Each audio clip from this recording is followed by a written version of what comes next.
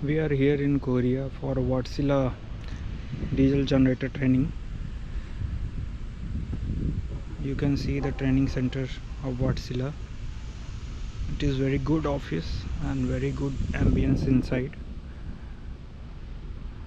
So inside have training class, workshop and all generator types of module.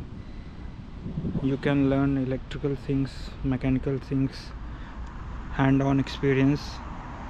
It is very good place to explore your knowledge.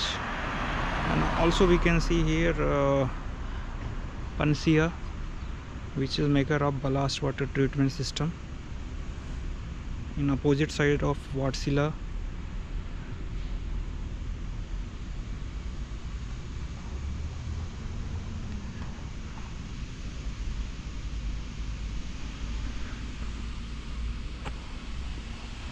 So there is workshop. You can see the workshop inside.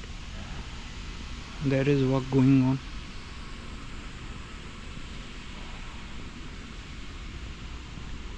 And this is the training center.